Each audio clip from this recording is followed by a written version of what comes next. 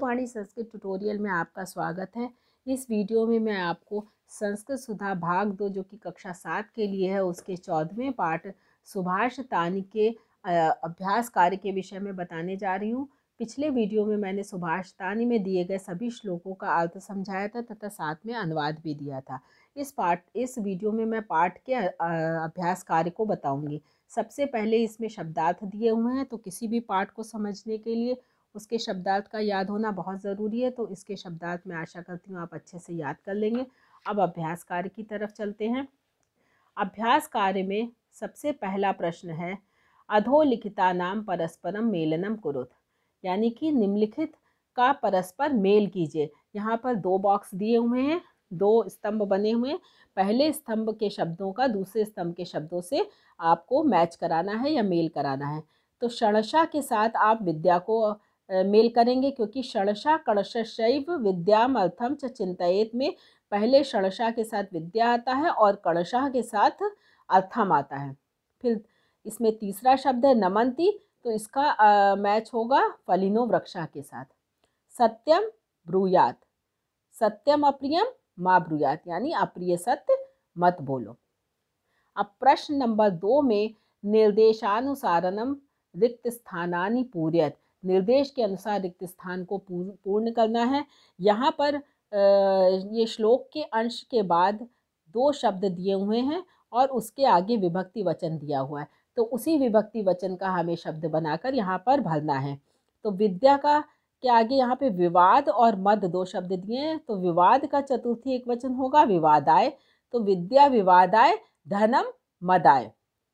खा है, खा में जो दिया है वो है सभा मध्य हंस मध्य सप्तमी एक वचन, तो न शोभते सभा मध्य का होगा सभा मध्य और हंस मध्य का होगा हंस मध्य बको यथा। न शोभते सभा मध्य हंस मध्य बको यथा।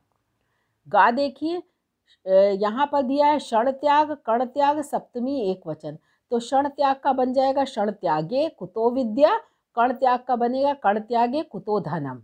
यहाँ पे क्षण त्यागे और कण त्यागे भरा जाएगा। और इसी तरीके से घा में सत्य और प्रिय दिया है जिसका द्वितीय एक वचन बनाना है, तो सत्य का द्वितीय एक वचन बन जाएगा सत्यम ब्रूयात और प्रियम ब्रूयात। अब प्रश्न नंबर 3 में दिया है शुद्धम पदम लिखत, यानी शुद्ध पद लिखिए। यहाँ पर शब्द जो दिया है वो अशुद्ध दिया हुआ है, इसकी स्पेलिंग मिस्टेक है, इसको हमें शुद्ध करके लिखना है। तो यहाँ पर का में देखिए परेशाम लिखा है, जिसको हम शुद्ध करके लिखेंगे परेशाम। खा है अभिवादन सीलस से, सीलस में सा लिखा हुआ है जबकि यहाँ पे होना चाहिए शीलस से, तो बस उसके आगे आप शीलस से सामने लिख दीजिए बना के। फिर गा में है चतवारी, जबकि चतवारी ना होके होगा चतवार, यहाँ पे बड़ी की मात्रा की जगह यहाँ पर छोटी की मात्रा लगेगी। अब दूसरी तरफ देखिए, इसी का घा दिया है वृद्धोप सेविनः, सेविनः नहीं होता है शब्द जबकि होता है सेविनः, यहाँ पे छोटी की मात्रा लगेगी।